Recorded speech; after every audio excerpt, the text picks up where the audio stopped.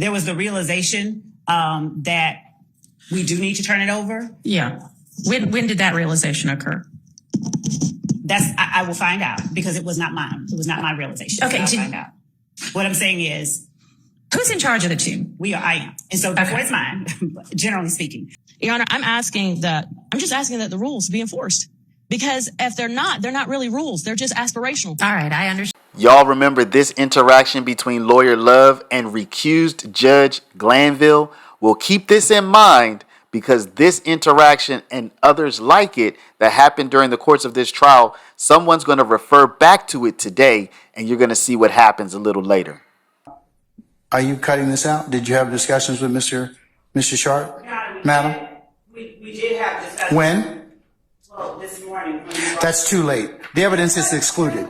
The evidence is excluded. I'm going to exclude because I told you that this was going to happen. We reached out to them. No. We're excluding that. Your Honor. And I'm going to exclude the PowerPoint that you all submitted. Well, you're not going to wholesale introduce it. We had no intention. Your Honor, All right. let's be real clear. We did not intend to introduce this PowerPoint today. I personally reached out via telephone and called at least 2 members of the defense team and asked them to call me back. And I would like But you all should not be identifying this stuff the moment of trial while the jury's sitting in a box. This is the last. I am not going to tolerate this any further. If you don't get together with your colleagues and flag issues and resolve them promptly, and if I have to take them up, remember, I can exclude them. We'll work the weekends, or we'll do a combination of both. So this time, I'm going to exclude those 2 sections. Watch this video to the end if you want to just sit back and relax and see D.A. Love squirm. Today was one of probably the most blatant example of not being prepared, of not having done your job properly, of just, I'm not going to say misconduct, but of prosecutorial non-preparedness, unpreparedness, lack of preparedness. And Whitaker held Love's feet to the fire, and Love squirmed all throughout this entire morning into the afternoon. So if you want to see that, watch this entire video. But I will warn you, as you see how this unfolds, you're going to say to yourself, wow, I wonder what the penalty for all of this is going to be. I wonder what Whitaker is going to do to the prosecution for all of this. So I'm going to tell you, you will have to wait as well till closer to the end of the video to see what kind of penalty Whitaker is going to mete out to the prosecution. You may or may not be surprised.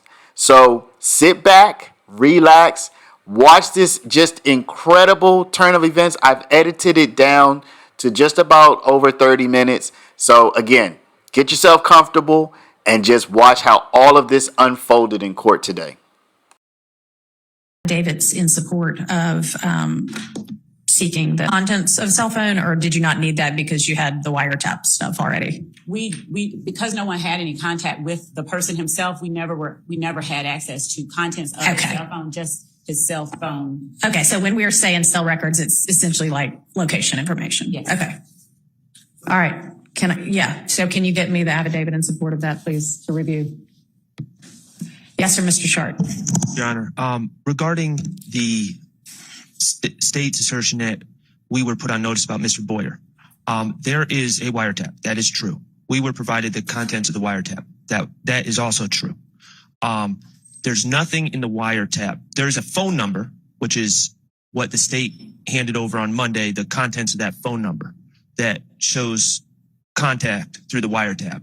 There was nothing linking that phone number to Mr. Boyer. I just want to make that clear. Okay, there's nothing that puts us on notice that Mr. Boyer is a person of interest or potentially at all involved or in contact with our clients in this case. It was. And I can state in my place as an officer of the court, upon information and belief, that I've listened to pretty much all those calls. I don't recall in any calls in the wiretap where that number's involved, anyone ever saying any government name that would put us on notice and say, oh, that's DeMarco Boyer's number. So we've been pretty diligent. Okay. So Ms. Love, Yes. what do you say about that? I'm not refuting the person's name. I'm talking about the phone number whose records we turned over being present and the content of his conversations and communication. Okay, so do you have the affidavit available? That's what I'm getting. Potentially by the time of the affidavit, but certainly by the time the cell records were secured in the fall of 2023, you knew that phone number was connected to DeMarco Boyer, true? That is true. Okay, so is there a way that the defense was supposed to have also known that that phone number was connected to DeMarco Boyer? If the court will permit me 1 second. Go ahead. So here Love is going to check her cell phone. She's going to look under a rock. She's going to look under a rug. She's going to do everything to try to find the information that the judge is asking her for. So we have a little bit of a break while she tries to find the information that basically everybody feels she should have been prepared with and ready to go with. But she's going to look under a rock and a rug and try to find the information. Yeah. So, I'm not looking for the wiretap affidavit. I'm looking for the affidavit to get Mr. Boyer's cell records. I don't assume that was served in discovery, was it? I'll check. The reason that the phone records weren't served was that they were considering arresting him. So the answer is no on that one. Correct. Two things, Your Honor. First, yesterday we were told that it was, to my understanding, an inadvertent oversight by the state to hand over these records. Now we're being told it was a conscious decision not to hand over the records. Secondly, regarding the affidavit for the search warrant for presumably Mr. Boyer's phone records, I specifically requested that yesterday via email, and I haven't received it either. And I reached out to the investigator who got that last night. That person, I can provide information to the court in Mr. Sharp as to what is happening to the lady that on their end. Is there some reason that can't just be shared right here and now? They're trying to thwart a murder. They're trying to do what? Thwart a murder that is underway or being. Okay, then it seems they should pass off the responsibility for getting the affidavit to someone else. Okay, so I understand that I can't remember who just stood up and raised it, but whomever said that yesterday you said it was inadvertent, and this morning you're saying there was a decision made not to share this information with the defense because Mr. Boyer had not yet been arrested and APD was contemplating whether to secure a warrant, and I didn't want to alert him. So which is it? Thank you. They are both. I asked the court yesterday, so allow me time to speak with team members. Right. And the information internally that I know is that when the phone records were initially secured. In the fall of 2023? Yes, yes. Okay. When they were initially secured, the thought process was, we're going to get this person arrested and indicted. Okay. As time went on, our team had the records, and as we advanced in trial, do you know when the decision, if there was one, was made, okay, we're not going to get a warrant for him after all? I don't think that decision was ever made, because talking with the lead investigator who got the records last night, there's still frustration because they get permission to get the warrant, and their efforts have not yet been responded to. So they're waiting. That person wants a warrant. So there's not, the decision to obtain the warrant has not been abandoned. The efforts to obtain it have not been abandoned, but we are at a place where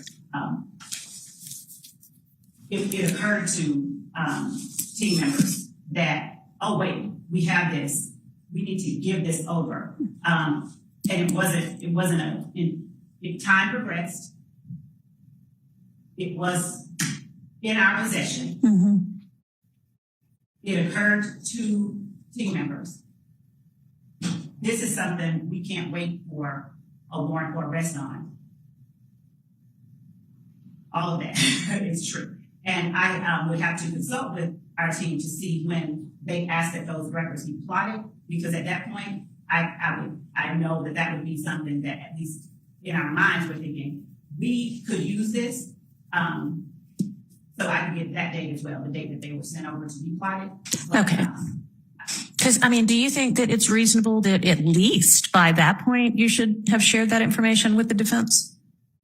I think that when we're talking about realization and oversight, that at least at that point, if not sooner, at least at that point, that is when it was, oh shoot, I should have turned this over way earlier, at least by then. So initially there was this belief and understanding that there was this investigation that would lead to an imminent additional person charged.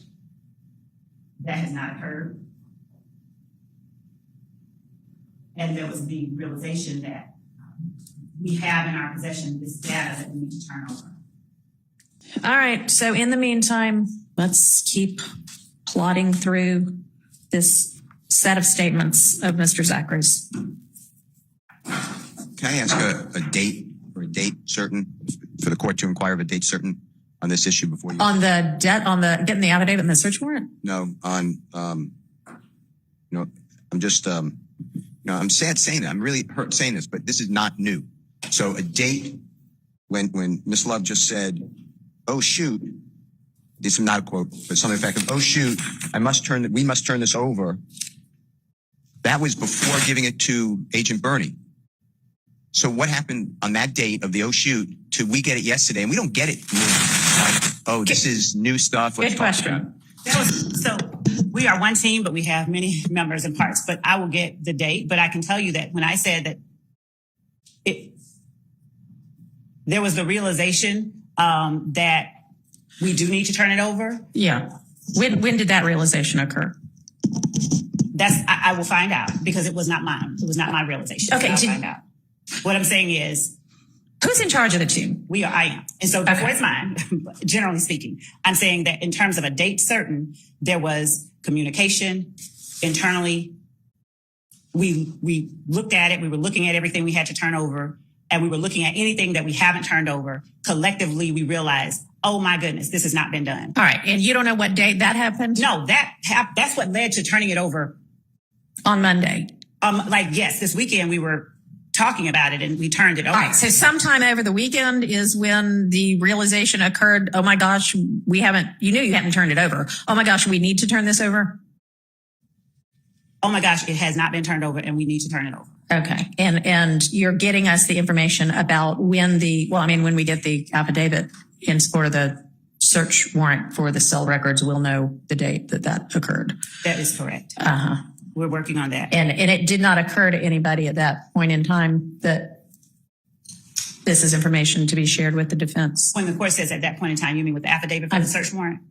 When the search warrant for the records were obtained? Yes. Right? I mean, obviously not, since you got them in the fall of 2023. And because the information that the search warrant was based on had been provided. So we weren't thinking along those lines then. Okay. Had you at any point provided information that the phone number that y'all all know about from the affidavit and the nickname, which I think that's what it was, you were going to tell me what the nickname was, is actually DeMarco Boyer. Did you ever before Monday share that information? No. Okay. All right. What was the nickname? Unk is the name that's listed on, I think in the wiretap, I think it's okay. May I step to the door once more? Yeah. And before you step to the door, is there at this stage, which is mid-trial, anything else, whether Brady or not, that you think might be relevant to either the state or the defense in trying this case that you, the state, know of that the defense still does not know of?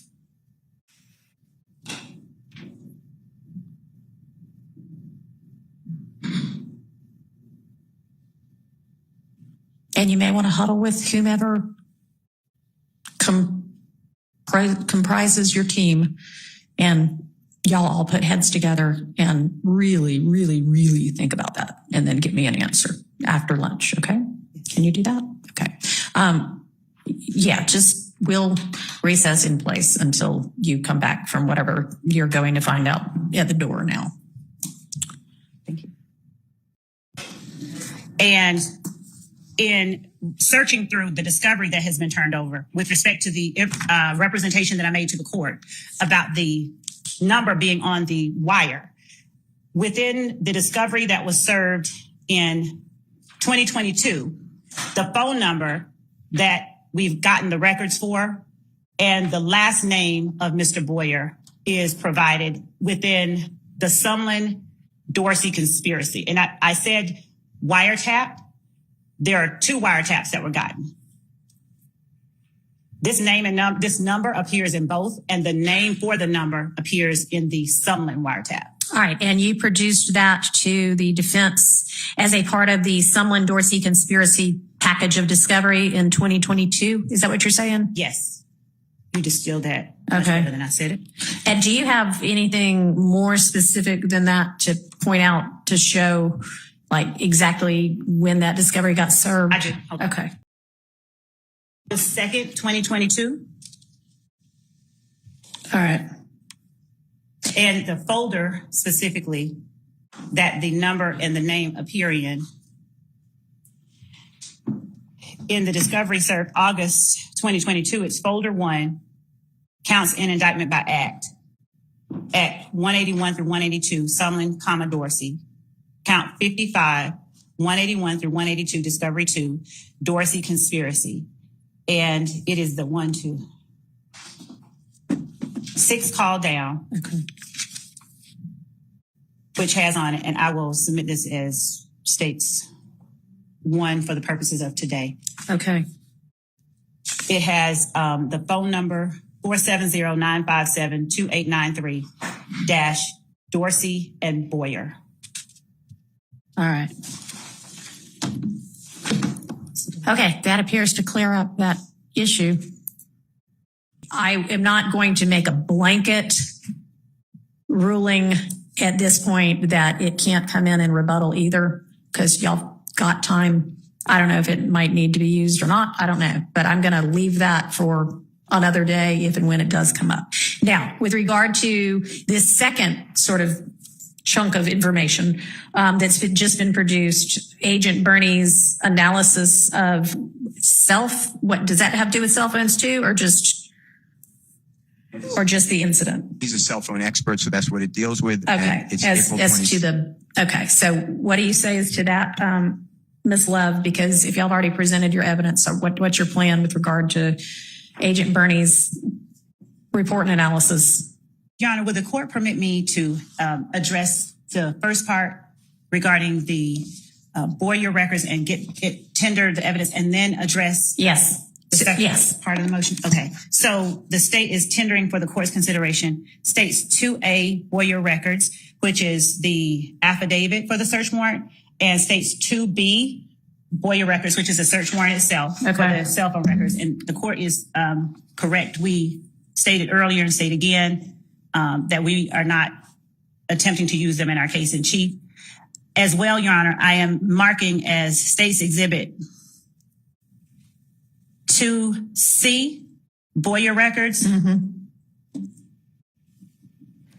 It is a screenshot of a search of the wiretap data for the number of calls that involve 470-957-2893. And the number of calls within the wiretap that involve this number are 501. So Okay. I'm tendering this for Okay. the court's consideration. All right. Thank you. And 1 as well as 2A through C are admitted. Okay. Turning now to the Bernie set matter. of plots regarding the Little Wayne bus shooting, the data, the cell phone records, and their cell site location information was turned over, I believe, in July of 2022, if I'm not mistaken. I'm almost certain that we turned it over in the first set of discovery that we served. Okay. So the data that the plots are derived from have been in defendant's possession since July of 2022.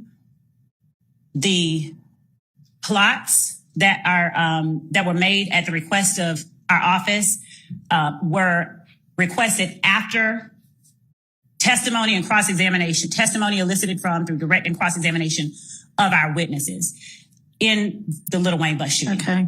As a result of some of the questions and answers and the direction that we saw that questioning going, we asked for the plotting of the. And when did you ask for that?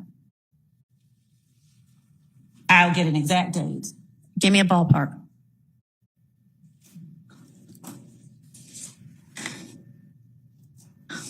Hold on.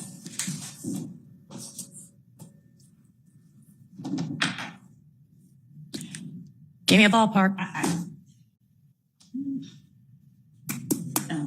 Well, when did these?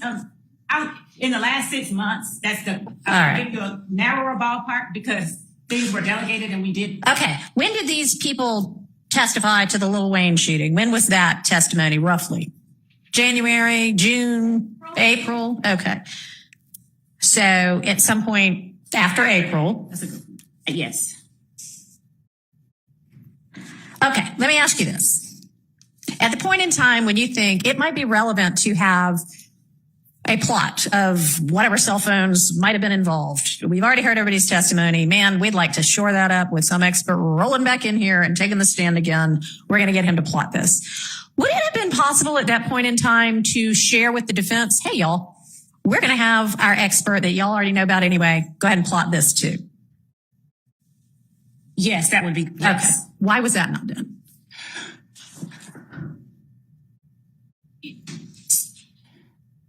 So Bernie did not testify about these. He has. I know. Okay.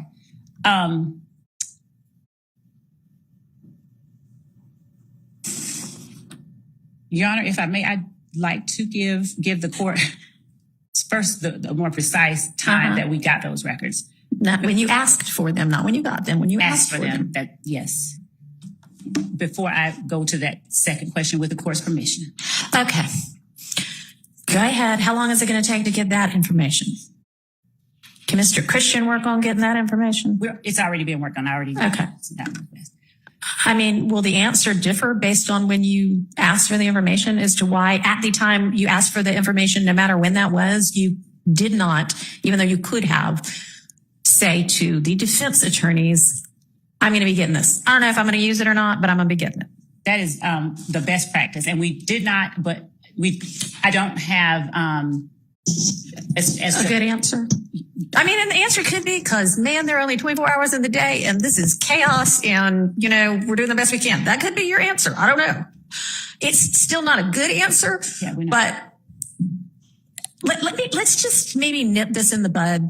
Because I did ask you also to, at the lunch break, huddle with your team and see if there might potentially be anything else outstanding, whether Brady or not, because none of this sounds like Brady. It's just information that might come in trial that it would be, you know, just kind of like the way we're supposed to try cases is to sort of share each other's evidence to, you know, with the other side so they know what to expect. So were you able to sort out yet?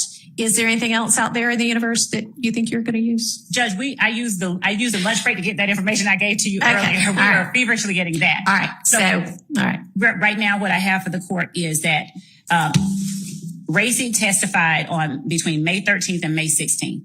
So I need to clarify that. Okay. And the defense challenging him and as I said earlier, the questions and answers and the follow-up cross-examination elicited during that time period, May 13th and May 16th, is what caused us to request them. Okay, that's fine. Okay, and essentially you acknowledge, yes, we could have gone ahead and let the defense know we were going to try to get this plotted. You just didn't. And I guess what I need to have happen going forward is that as this trial is going on, first, if there's anything outstanding like that, whether you've got results back or not, or if you're just like, after somebody testifies, you know what, this would be a good thing. Okay. Share it in a timely manner, which is like, Not necessarily at the time it occurs to you, but at the time you decide to do it. Don't wait for the results to get back. Don't wait till you're going to call the person to the stand. At the time you say, we're going to do this, you give that information to the defense, okay? And then when you do get the results back, you can say, we're not going to use it after all. Or we are going to use it. Here's the result. And that is going to go be the rule, be the requirement moving forward for everything. So if there's anything out there right now that's kind of in progress, tell them about it. And moving forward, as things come up, when you decide I'm going to be doing something about this, tell them about it. Okay. Yes, sure. So what amount of time do you need to get with your team and figure out, is there anything in process?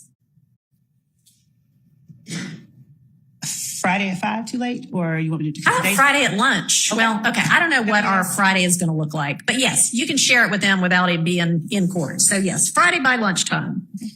And you can just copy Ms. Percival on whatever it is you tell them. Okay. All right. And I expect that to be the rule that gets followed moving forward. Okay. Okay. All right. Any questions about it? No. Okay. All right. Anything from the defense on that topic and that rule? And I know it is not ideal, but this, it seems that up until recently, this trial was sort of everything was on a rolling basis. And I can't do a whole lot about that, but moving forward, that's what it's going to be. Yes, ma'am. So, Your Honor, that's everything was everything was not on a rolling basis. Well, And the rule that you just implemented was already the rule. okay. Chief Judge Glanville, at a certain point, because we were receiving late discovery disclosures all the time. Okay. And at a certain point, he said he was fed up. He spoke to the state. He said he was drawing the line there. Okay. And that any late disclosures after that, and he did exactly what you did today. Maybe not in those exact words, but he said, is there anything else? Okay. So he gave the state this opportunity already. And he told Ms. Love specifically that if any other late disclosure of discovery came after that date, that it would be met with remedies and sanctions. So Okay. we're here again. And I'm just asking that before you exercise patience, Don't exercise patience. Okay. That it was already supposed to have been in place and be aware of that. Okay. So, I mean, I think that's probably true. I wouldn't be the least bit surprised if Judge Glanville had already at some point said, all right, y'all, we got to Judge Glanville, sort all this out. in fact, has and did in fact say, hey, turn over everything you have. Right. And I'd only say that as trial goes and as we see the direction that Okay. I manifests understand. itself. Yeah. I mean, trials are kind of living things. I get that. But even if it took you 2 weeks to decide, so like by, Memorial Day weekend on May, whatever it was at the end of May, you were like, yeah, let's get this. It's now August. So you had all of June and all of July. So, I mean, the motion on the floor is to request that, the plot by Bernie be excluded from this trial. Your Honor, we would ask that the court, since that is the motion on the floor, deny the motion because the data that has been plotted has been in the possession of everyone. That's including cell site location data since July of 2022. The counsel for the defendant is correct that Judge Glanville said turn over everything that you have, and you have a continuing discovery obligation. Right. So moving to exclude a summary of what has already been given, we would argue is an extreme remedy given that the information that is contained in that plot that was given to them has been in their possession since July of 2022. And this is something that we requested. I haven't yet even told, I don't even have the exact date that we received it back, but we did request it around May 23rd or shortly after that. All right. And the plotting that Mr. Bernie did, is that with regard in the report that's come back? Is that in regard to the Donovan Thomas murder? No, the plotting that they're referring to has to do with the Little Wayne bus shooting. Oh, right. Y'all told me that. I'm sorry. That we put up the evidence of. All right. So have you had Bernie testify yet? No. So when I see on your witness list that you've most recently provided to everybody, that Bernie is listed as your expert or not. I don't know if he's, expert with an expert report and phone records for count 2. That's in the next 30. Dominant. Okay. So is he then listed again for where? Yes, he's not in the. He's also in the last 30 set of witnesses for a different act. And is that the bus shooting? The Chamel drinks. No, the bus shooting we've already put up. Okay. So are you planning to call him to say, and here's the plot of everybody for the bus shooting? No, what we did was we introduced Detective Racy to do that, but the defense challenged Detective Racy's ability to do that. Okay. And so for that reason, we had Agent Bernie to plot them. Okay. Okay. So Gracie you had attempted the plotting through that witness? Yes, we had introduced. Okay. We introduced and attempted to introduce plots of various numbers. Uh-huh. There were challenges to Racy's ability to plot various numbers. Okay. There were. All right. But you at no point after you knew you couldn't get it in through Gracie said, all right, we may be trying to get this in through Bernie. Did not. No, Okay. we never did that. And I want to be clear that it had to do with the line of questions that were put upon Agent Racy. Okay. So, I mean, sure. It only came up that this was a possibility after Gracie testified. We only decided to do that after that. We were Right. intended to be done with that. But it's still been 2 months since that time. Yes. And so why is an appropriate sanction not at this point saying you cannot use that information through, period. You can't use that information. I can't let Bernie testify to that. Because 2 reasons. The remedy of exclusion, as the court is aware, is one that is extreme, and generally it would be appropriate when there has been some kind of harm and there has been some kind of bad faith. I'm not saying that that's the only time the court makes the decisions. Our argument would be that it should only be employed if there's something prejudice. Yeah, I understand. So how is it not bad faith? And I don't mean this personally, but how is it not bad faith when you've been ordered by a court, probably orally and in writing, that you need to produce things as they come into being and as you know about them, and then you don't do that? Bad faith would be holding it back for some kind of advantage, tactical advantage. And if we're saying we don't have to put that up until the last 5 witnesses, and we are at witness 80 in a list of 175, giving them the records or the plots now, literally when we have people, so that sounds more like an argument that they aren't really prejudiced because they still have plenty of time to handle it, right? It's actually for both, because what I was saying is to say it's bad faith would mean that we held it back for, that's still not the only definition of bad faith, but we did not hold it back for any, we did not intentionally keep it from them. Okay. So how is it that it came out on Monday or occurred to y'all over the weekend and you produced it on Monday? Is it because because y'all finally got together and said, all right, y'all, what else is there that we ought to be giving them? Why 2 months later? So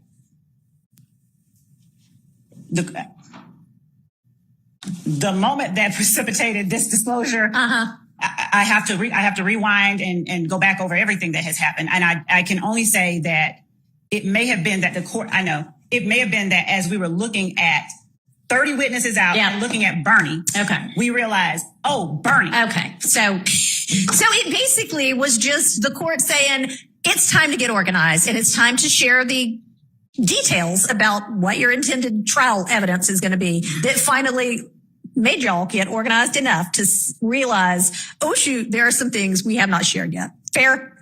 It is the court's order that got us to do that. Okay. All right. So that is probably not bad faith. That is it being swamped because there's a lot of evidence.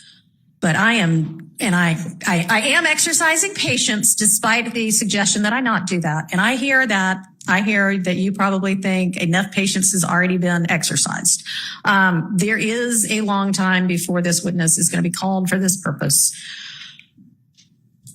It is more difficult to prep for evidence as the trial is ongoing than it would have been before. It's more difficult to do it with 2 fewer months' time than it would have been with 2 extra months' time. This needs to be the last of it. I mean, it's sort of like when somebody comes before me on a probation violation and it's the first time I'm seeing them. I don't know what they thought about getting away with anything before that. But once I talk to them, I expect them to abide by it.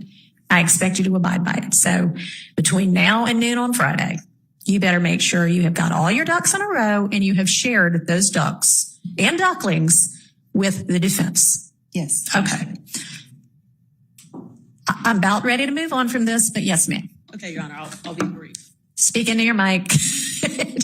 I'll try to be brief. All right. Your Honor, in all candor to the court, I believe that the state is arguing as if it's a first argument to you because they know you haven't been here for 19 months. These arguments, I've heard them so many times, it's countless. I understand. Right. And for the state to argue it's not bad faith, I'll give you an example of things that we've been through before we had the opportunity for you to be presiding. Can I ask you a question before you do that? Sure. Is this something that is not already included in one of the numerous motions for mistrial or to disqualify these prosecutors?